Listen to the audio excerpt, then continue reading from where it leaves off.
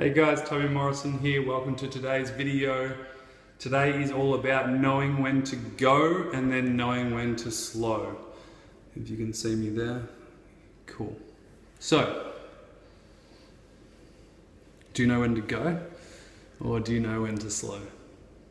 It's so funny, isn't it? You know, sometimes life will, the universe will throw you something to stop you in your tracks, and you feel like, you know, oh, this keeps happening to me, and this is sidetracking me and making my life worse. But really, it's trying to put you back on track on what you really need to do.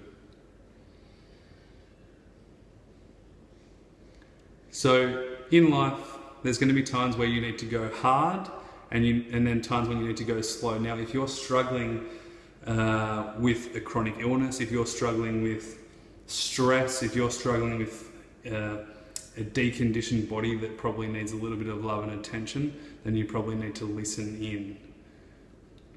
Because there's nothing wrong with going hard, but when you're going hard against all what you need to actually be doing, that's when it becomes a problem. Going hard is fine, it's only until it's a problem, then it's a problem, right? And so type A personalities, overdoers, high achievers, they have a problem with not doing anything. They have a problem with slowing down. And it's hard to let go and stop. And you'll usually only stop when you have to stop, when your body forces you to stop, when your life forces you to stop and reflect. And it's not a bad thing. You can see the blessing in disguise when you actually stop, reflect, and breathe. So, when life stops you, there's probably a good reason why it has. And so it's important to listen to that and realize it, and then breathe into it. Lean into the slowness. And it's about figuring out when it's time to go and when it's time to slow. And you'll know. Your body, life in general, will give you warning signs, alarm bells. Hey, listen up, slow down a little bit. Hey, you're getting a little bit tired here. You're getting a bit grumpy here. You're a bit moody to your kids and your friends and your family this week. Maybe you need to slow down a little bit. Geez, you're very unorganized. Maybe you're chaotic. You're all over the place. You're speeding all the time. You're talking fast all the time. You're not sleeping much. You're drinking way too many coffees. You're doing bad behaviors that you normally wouldn't do. All these things are signs that maybe you need to slow down a little bit.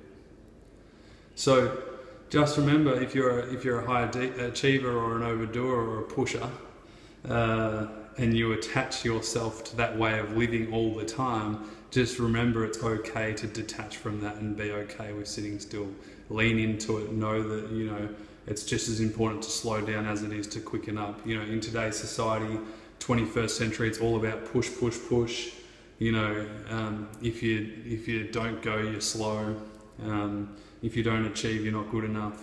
That's all crap. Find the achievement in going slow.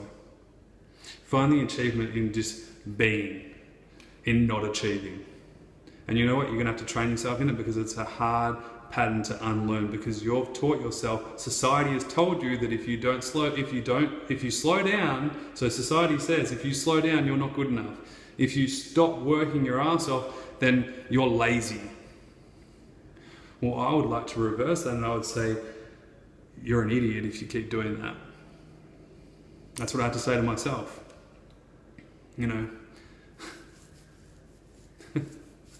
You think you're living by constantly achieving and pushing yourself and always being that person who works hard and doesn't stop, but you're not living at all. That's not living. Living is being able to sit in the moment and enjoy what is reality. Being in the moment is what is success. Slowing down and talking to a stranger on the street about whatever is something pretty special. So my suggestion to you, if you're finding it hard to slow down a little bit, maybe try some meditation. Maybe try talking to a coach or a therapist who can help you see that perspective, that side of the equation that is just as beneficial for you to recharge your batteries. Batteries don't last forever, right? I mean, it's like an iPhone. You've got to keep charging your iPhone to make it work, right? I know I use my iPhone a lot for work. I'm constantly on it, emails, posting, adding, doing these videos. And so I have to charge my phone up all the time. Well, why aren't we charging ourselves up? Why don't you start charging yourself up? And I'm saying this to you. When I say this to you, I'm pointing one finger, I'm pointing 3 back at me. So after this video, I'm going to go charge me up and do some breathing, do some yoga, do some relaxation, and get some energy back in. So just remember, know when to slow, know when to go. You'll find that as you slow down a little bit, you're probably going to have some more energy reserve to use up and go and do something you love to do or want to do or have to do. Make sure you're breathing. Slow it down a little bit.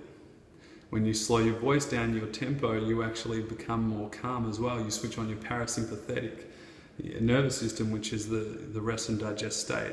So just remember that there's 2 sides to the equation. There's the yin and then the yang. Oh, sorry, the yin and then the yang. The yang is go, go, go. The yin is slow, slow, slow.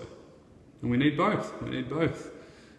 Otherwise it wouldn't work, right? We would just become this person who lies down all the time and doesn't do anything in life.